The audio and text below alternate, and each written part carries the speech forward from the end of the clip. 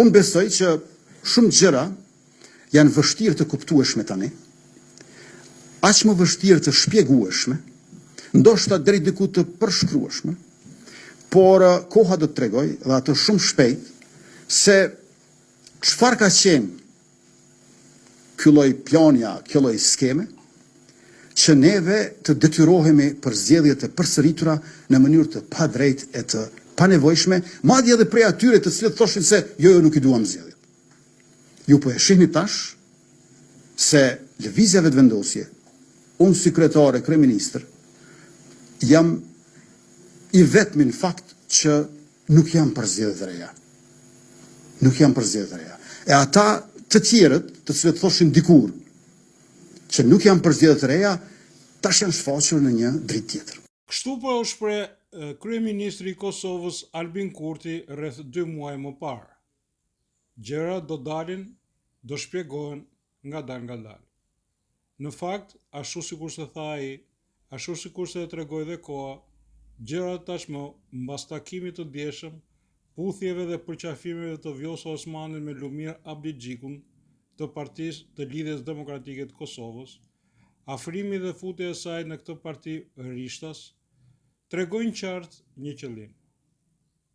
Qëllimi nuk ishte për zgjedhjen e presidentit ose presidentes Vjosa Osmani, nuk ishte vetëm për karrierën e saj, por qëllimi kryesor, detyra kryesore që Vjosa Osmani si presidente mori në takimin e fshehtë në Amerikë, i cili u zbulua pa dëshirën e saj dhe gjithë aktorëve të tjerë që ishin aty, është rrëzimi e Albin Kurtit, i qeverisë së tij dhe bllokimi i parlamentit dhe institucioneve të tjera, gjë që është as më pak dhe as më shumë tradhti kombëtare.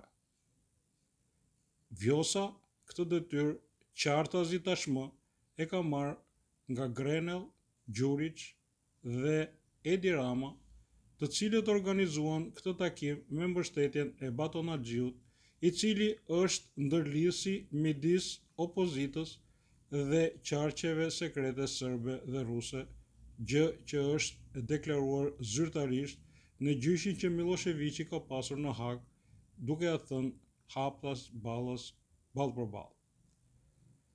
Pra, situata është me të vërtet e rrezikshme, por fati i madh është se Albin Kurti është i palëkundur në qëllimet dhe objektivat e tij politik për bërjen e Kosovës një nga shtetet më moderne jo vetëm në Ballkan, por edhe më gjerë.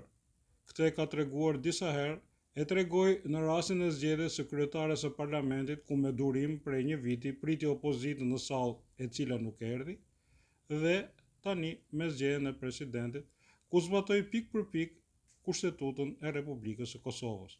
Kushtetutë të cilën për ish presidentja Vjosa Osmani e shkeli me 2 këmbë. Tani le të dalim në analizën e zgjedhjeve sepse jemi në fushat elektorale. Me çfarë fytyre, me çfarë morali politik, Vjosa Osmani, Lumir Abdixhiku dhe gjithë opozita tjetër, përfshirë edhe PDK-n, do të dalin përpara elektoratit, do të kërkojnë përsëri votën atij. Pra, thelbi është na jepni përsëri votën, sepse ne përsëri 1 vit, 2 vjet nuk do vemi në parlament, aq sa të na thonë shefat tanë të UDB-s, të Beogradit, të Rim dhe të bllokojmë institucionet e Kosovës.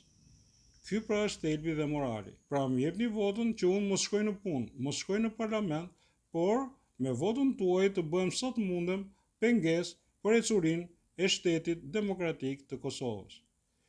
Një situatë e tillë, një sjellje e tillë përpara elektoratit tashmë të zgjuar, sy hapur, të Kosovës dhe sidomos të diasporës, sigurisht që do të ketë koston e vet elektorale.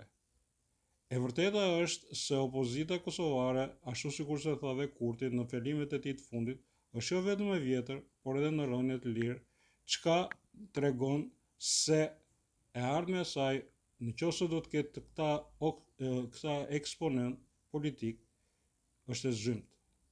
Por kjo nuk është në të mirën e demokracisë, jo vetëm në Kosovë, por në çdo sistem tjetër demokratik, kur majoranca gjithmonë e hyp më lart, ndërkohë që opozita zbret gjithmonë më poshtë.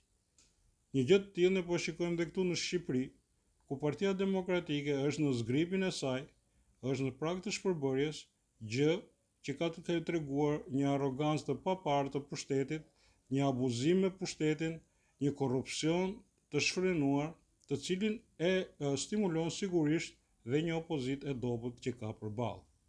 Megjithatë, jemi në pragun e fushatës elektorale në Kosovë dhe do të analizojmë necurinë e saj zhvillim mbas zhvillimi. Një pyetje që mund bëni me drejtë është ç'ne ti në Tiranë merresh me çështjet në Kosovë, sepse unë gjithmonë e kam konsideruar dhe do të konsideroj Kosovën pjesë të shqiptarisë, pjesë shumë të rëndësishme të çështjes shqiptare e kombëtare. Ndaj gjithmonë do jemi vëmendshëm në analizat e mia për ta bërë këtë her pas here, sa herë që unë ta shikoj të nevojshme, sepse edhe zhvillimet politike atje janë me të vërtet interesante. Ju falenderoj për vëmendjen, bashkë mirupafshim.